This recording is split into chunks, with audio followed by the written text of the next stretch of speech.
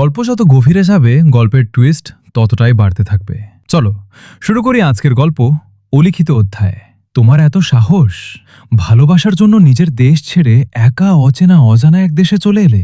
তোমার কি একটুও ভয় করেনি মেয়ে? প্রিয়তা মাথা নোয়ালো। এক হাত দিয়ে অন্য হাতের নখ খুঁড়ছে সে। অস্বস্তি, চিন্তা আর ভয়ে কুপোকাত যেন। তার পাতলা ফিনফিনে ঠোঁটে মৃদু আন্দোলন। সে ভীত সুরে বলল, ভালোবাসার কাছে আমার এই ভয়টা তুচ্ছ হয়ে পড়েছিল। কপালের ভাঁজ দৃঢ় হল দিলরুবা বেগমের। বীতস্পৃহ বোধ করলেন। গলার স্বর খানিকটা চওড়া করে বললেন, আর তোমার এই অতি সামান্য ভালোবাসার জন্য যে আজ তোমার মা বাবা পাগল প্রায়, সেটার দায়ভার কে নিবে? কি হলো এসব করে? কোথায় গেল তোমার সেই ভালোবাসার মানুষ? এত দূর ছুটে এসে পেলে তাকে? পাওনি তো? সবটাই কেবল একটা মরীচিকা ছিল। তুমি বোকা মেয়ে, তাই বুঝোনি। প্রিয়তা স্বচ্ছ অক্ষি যুগল ভিজে উঠল। ওষ্ঠ যুগলের আন্দোলন বাড়ল তার। নাক টেনে বলল, এভাবে বলবেন না প্লিজ। ওয়াদি আমাকে ঠকাতে পারে না। ওর ভালোবাসা মিথ্যে হতে পারে না। অন্তত আমি বিশ্বাস করি না এই কথা। প্রিয়তাকে অস্থির দেখালো। বিছানার পাশে এক কোণে নিশ্চল ভঙ্গিতে দাঁড়িয়ে থাকা মেয়েটি এবার ধীর সুরে বলল, আম্মিও এমনিতেই খুব কষ্ট পাচ্ছে। ওর কষ্ট বাড়িয়ে লাভ নেই। আমরা বরং ওকে একটু বিশ্রাম নিতে দেই। দিলরুবা বেগম গভীর নিঃশ্বাস ফেললেন। যদিও আজকাল কাউকে ঠিকমতো বিশ্বাস করা যায় না, তাও এই মেয়েটাকে সন্দেহ হচ্ছে না তার। মেয়েটা সত্যিই অতি দুঃখ পেয়েছে। প্রেমিকের টানে নিজ দেশ ছেড়ে অন্য দেশে চলে আসাটা চারটেখানি কথা নয়। একা মেয়ে হয়ে দারুণ এক কাজ করে বসেছে সে। তাই তিনি আর কথা বাড়ালেন না। কেবল বললেন, তুমি আপাতত বিশ্রাম নাও। একটু পর আমার ছেলে আসলে তোমার সমস্যাটা আমরা সমাধানের চেষ্টা করব। প্রিয়তা ওড়নার এক কোণ দিয়ে চোখ মুছল। ঢোক গিলে বলল, আপনারা আমাকে কেন সাহায্য করবেন? আপনারা তো আমাকে চিনেন না। তুমি হলে আমার দেশের মানুষ। বাংলাদেশে যাই না আজ 25 বছরে হয়ে গেল। কোনো যোগাযোগ নেই ওই দেশের সাথে। এত বছর পর নিজের দেশের একজনকে পেয়েছি। মনে হচ্ছে যেন আমার অতি নিকট আত্মীয় তুমি। এটা আত্মার টান, তুমি বুঝবে না। আর ভয় পেও না, আমরা খারাপ মানুষ নই। তোমার বয়সে আমারও একটা মেয়ে আছে। বিপদে পড়েছ বলেই সাহায্য করছি। ভরসা করতে পারো। প্রিয়তার হাতে করার মতো আর কিছু নেইও। এই মানুষগুলোকে বিশ্বাস করা ছাড়া আর কোনো উপায়ান্তরও সে ভেবে পাচ্ছে না। যার জন্য তার এই করুণ দশা সেও উধাও। ভাগ্যের কোনো কুৎসিত পরিণাম লেখা আছে কে জানে। দিলরুবা বেগম সেই ঘর থেকে বেরিয়ে আসেন। খাবার প্লেটটা হাতে তুলে নেয় মৌমি। প্রসন্ন হেসে বলে, তুমি শুয়ে বিশ্রাম করো। ভাইয়া এসে ঠিক একটা সমাধান বের করে ফেলতে পারবেন। প্রিয়তা ম্লান হাসল, মাথা ঝাঁকিয়ে বলল, আচ্ছা। মৌমিও বেরিয়ে এলো। খাবারের প্লেট রান্নাঘরে রেখে এসে মায়ের ঘরে গেল সে। দিলরুবা বেগম চিমদোকম চিন্তিত চিত্তে বিছানায় বসা। কপালের ভাঁজ এখনও সরেনি তার। মৌমি গিয়ে তার পাশে বসল। বলল, আম্মি, আপনি কি খুব চিন্তিত? দিলরুবা বেগম দীর্ঘশ্বাস ফেলে বললেন, হ্যাঁ। ভাইয়াকে নিয়ে? তিনি মেয়ের দিকে তাকালেন। ভীত দেখালো তাকে।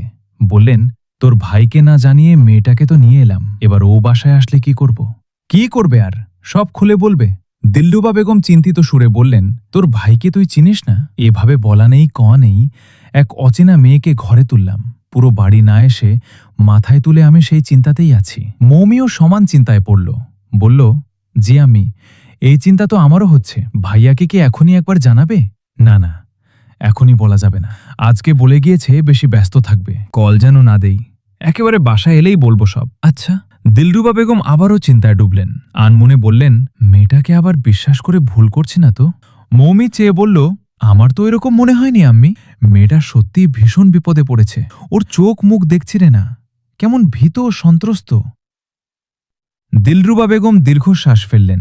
অন্তঃস্থল জুড়ে অন্য এক প্রবাহ বইল তার। কেন যেন মনে হল মেয়েটা তারই আধুনিক রূপ। মায়া হল তার নিজের প্রতি, মেয়েটার প্রতি।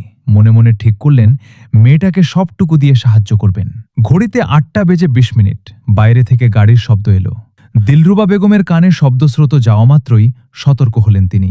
তার একমাত্র পুত্র এলো বোধহয়। চোখে মুখে দৃঢ়তা কমল না, বাড়ল বরং। ছেলেটাকে নিজের বাবার মতো ভয় পান। ছেলেও অবশ্য কম শাসন করে না। মা কম নিজের সন্তান ভাবে বেশি। কলিং বেল বাজার আগেই আজ দরজা খুলে গেল। সুইচ টেপার উদ্দেশ্যে বাড়ানো হাতখানাটাও নেমে গেল। তাই সঙ্গে সঙ্গেই অবাক হল ফারজাদ। পাশের দেয়ালে এক হাত ঠেকিয়ে জুতার ফিতা খুলতে খুলতে বলল, কি ব্যাপার? মনে হচ্ছে যেন আমার অপেক্ষাতেই ছিলি। মৌমি উত্তর দিল না, কেবল জোরপূর্বক হেসে পাশ হয়ে দাঁড়ালো। জুতা খুলে ভেতরে ঢুকল ফারজাদ। তারপর সোজা চলে গেল নিজের ঘরের দিকে। যাওয়ার আগে মৌমিকে বলে গেল, এক গ্লাস পানি নিয়ে যাওয়ার জন্য। ফরজাদের ঘরে পানির গ্লাস দিয়ে মৌমি ছুটে মায়ের ঘরে এলো। জিজ্ঞেস করল, এখনই সব বলবেন আম্মি? না না, আগে ও একটু বিশ্রাম নিক, তারপর। গলায় ঝুলিয়ে রাখা তোয়ালেটা বারান্দায় নেড়ে বিছানায় এসে বসল ফরজাদ। আজ অফিসে চাপ গিয়েছে খুব, ক্লান্ত ভীষণ। সাইড টেবিলে রাখা পুরো পানিটুকু খেয়ে শুয়ে পড়ল সে। কিছু সময় যেতেই চোখও লেগে আসলো ঘুমে। ঘড়িতে ঢং ঢং করে 10টা শব্দ হলো। জানান দিল 10টা বাজে। ভয়ে জবুদ্বু হয়ে বসে আছে প্রিয়তা। ওড়নার এক কোণ তার হাতের মুঠোয়, তার ঠিক সামনেই বসা মৌমি। সেও ভীত। প্রিয়তাকে দেখছে গভীর মনোযোগে। দিলরুবা বেগম সম্ভবত নিজের ঘরে। প্রিয়তা ঢোক গিলে বলল, তোমার ভাই কি খুব রাগী? মৌমি ম্লান হেসে বলল, না, অতটাও না। প্রিয়তা এবার একটু সময় নিয়ে বলল, আচ্ছা, আমাকে কি উনি এখনই বাড়ি থেকে বের করে দিবেন? এত রাতে বের করে দিলে আমি কোথায় যাব? প্রিয়তার চোখে মুখে ভয়। মৌমি তাকে আশ্বস্ত করে বলল, আরে না না, বের করবেন কেন? আমার ভাইয়া নির্দয় নন, একটু বেশি রক্ষণশীল সব ব্যাপারে। তাই বলে তোমাকে এই রাতে বাড়ি থেকে বের করে দিবেন না। তুমি শুধু ভাইয়ার সামনে কোনো কথা বলো না, যা বলার আম্মিই বলবেন। প্রিয়তা মাথা হেলিয়ে বলল, আচ্ছা। এর মাঝেই দিলরুবা বেগম সেই ঘরে এলেন। রাশভারী স্বরে বললেন, আমি ফরজাদের রুমে যাচ্ছি ওর সাথে কথা বলার জন্য।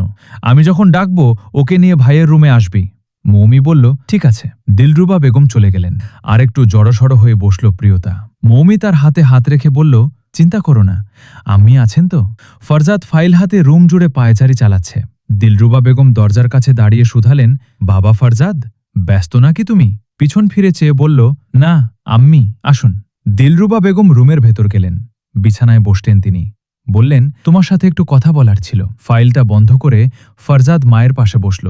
বলল, জি আম্মি, বলুন। দিলরুবা বেগম নিজেকে ধাতস্থ করে বললেন, তোমাকে না জানিয়েই আমি একটা মেয়েকে আমাদের বাড়িতে আশ্রয় দিয়েছি। ফরজাদ সঙ্গে সঙ্গেই ভ্রুকুসকে বলল, মেয়ে? কোন মেয়ে? কি চলবে তো?